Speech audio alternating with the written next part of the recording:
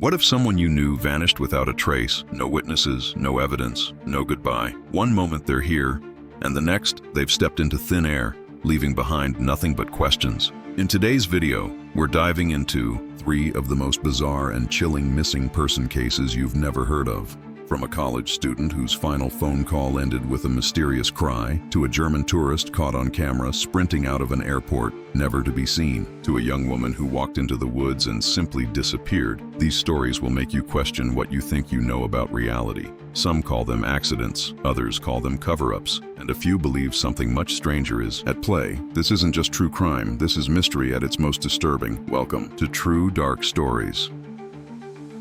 The vanishing of Bryce Lespisa. It was supposed to be just another ordinary drive.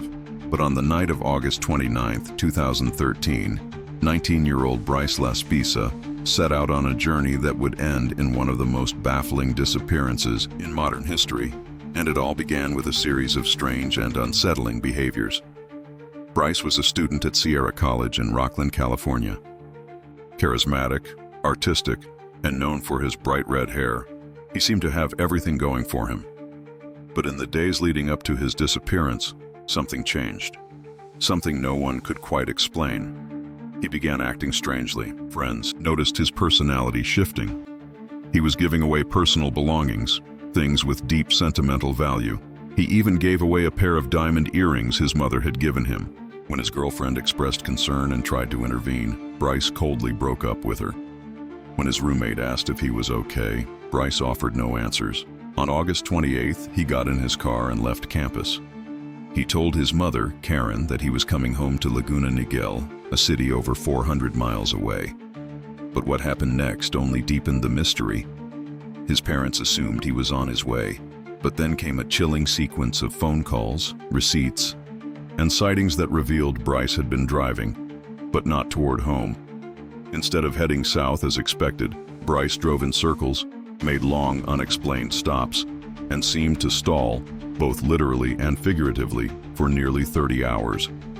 At one point, he bought a drink at a small town gas station in Buttonwillow and sat in his car for hours. The attendant, concerned, even checked in on him. Bryce said he was waiting for his car to wake up. When his worried parents finally tracked his phone and arranged for a tow truck driver to check on him, the man found Bryce alert and talkative. He even offered to call Bryce's parents to reassure them. Everything seemed fine. Bryce said he was getting back on the road, but he never arrived. Hours later, at 2 a.m., his car was found overturned near Castaic Lake, just a few hours from his parents' home. It had crashed down a 25-foot embankment. The back window was shattered. Bryce's phone, laptop, and wallet were inside. The driver's seat was empty. No blood, no Bryce. Just silence. Search teams combed the area for days. Drones, dogs, divers. Nothing, not a single clue, not a single trace. Why did Bryce drive in circles for hours instead of coming home? Why did he give away his possessions and isolate himself in the days before?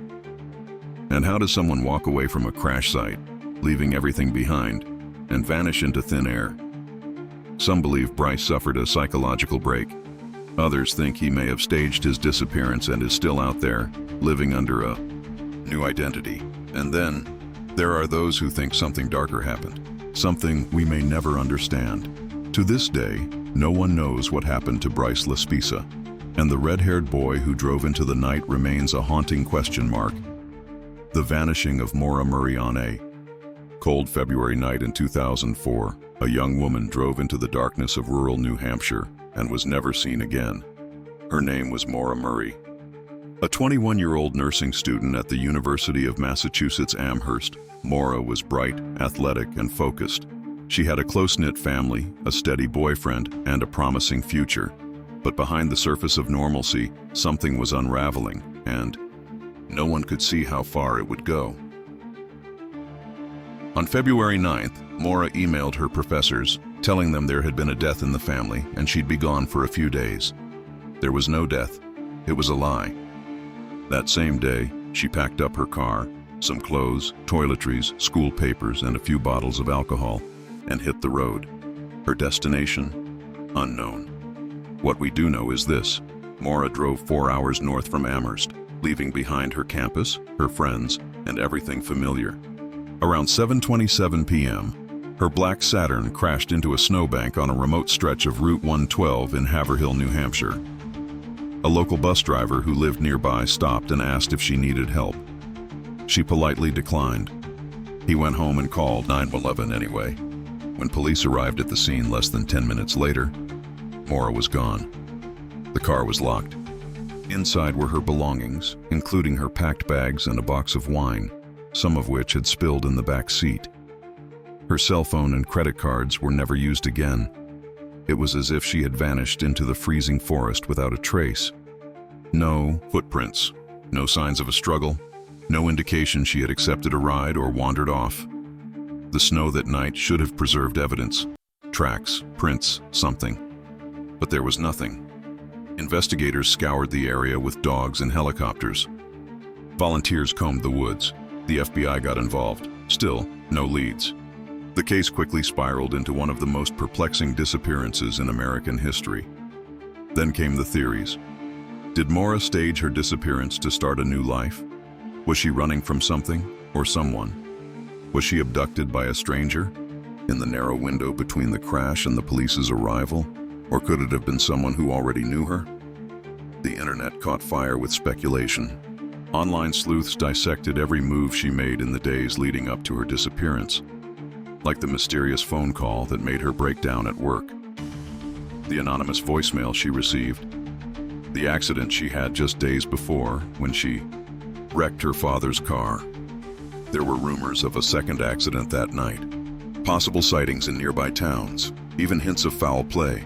But with no body, no crime scene, and no solid evidence, every lead felt like smoke in the wind.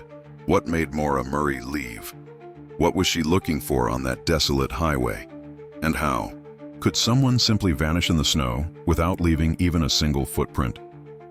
For over 2 decades, her disappearance has haunted investigators, her family, and countless people online who are still trying to answer the one question no one can seem to solve. Where is Maura Murray? The bizarre disappearance of Lars Mitankit was supposed to be a simple vacation, a week of sun, soccer, and relaxation. But what began as a carefree trip to Bulgaria ended in one of the strangest and most chilling disappearances ever. Lars Mittank was a 28-year-old German man, friendly, quiet, and a bit introverted. In June 2014, he joined a group of friends on a trip to the Bulgarian seaside resort of Golden Sands. They spent their days on the beach, nights watching soccer and partying like countless other tourists. Everything seemed normal, until it wasn't. One night, Lars got into an argument with a group of other German men over football team rivalries. Later, he told his friends he was followed and assaulted by 4 men. Possibly hired by the group, he suffered a ruptured eardrum during the incident and was advised by a local doctor not to fly home until it healed. His friends, reluctant to leave him behind, offered to stay, but Lars insisted they go ahead. He would be fine, he said. That's when things started to get truly strange. Lars checked into a cheap hotel near the airport. While staying there, his behavior became increasingly paranoid. He called his mother and whispered that people were trying to rob or drug him. He sent her cryptic texts asking her to cancel his credit cards. He claimed to be hiding from strange people and said he didn't feel safe. Hotel staff later reported that Lars was acting erratically, pacing the hallways, hiding in corners, and refusing food.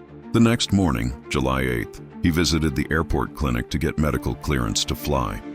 The doctor began the exam, but partway through, Lars suddenly stood up, wide-eyed, and said, "I don't want to die here. I have to get out." Without warning, he bolted out of the examination room, leaving behind his passport, luggage, and all his belongings. Security cameras captured the final images of Lars Mittank. He's seen sprinting out of the airport terminal, looking over his shoulder, clearly terrified. He runs across the parking lot, climbs a fence, and disappears into a thick forest bordering the airport. And that was the last anyone ever saw of him. Search efforts were launched immediately. Helicopters scanned the area. Local police combed the woods. Flyers were posted across the region, but no trace of Lars was ever found. Not a single footprint, not a piece of clothing, not a clue. Speculation exploded. Some believed he suffered a psychotic break brought on by trauma or medication. Others were convinced he was being chased by someone or something that no one else could see. There were rumors of human trafficking, organ harvesting, and shadowy figures operating in Eastern Europe's underworld. But the video footage, that haunting image of a man running for his life in broad daylight, left a deeper question. What was Lars running from? If he was hallucinating, what caused it? If someone was after him, who and why? And how could a grown man in modern Europe vanish without leaving behind a single trace? To this day, the disappearance of Lars Mittank remains one of the most disturbing modern mysteries. A man who seemed to disintegrate before our eyes, caught on camera in a moment of pure terror, then gone forever. Is he still out there, hiding from something we'll never understand? Or did he vanish into a darkness much deeper than we can imagine? 3 disappearances, each case more unsettling than the last. No bodies, no clear suspects, no closure, just questions. Questions that echo through time, unanswered. Sometimes the scariest stories aren't found in horror films or ghost tales. They live right here, in real life, where logic breaks down and mystery takes over. If you enjoyed this dive into the bizarre and unexplained, make sure to subscribe, because the strange stories don't stop here.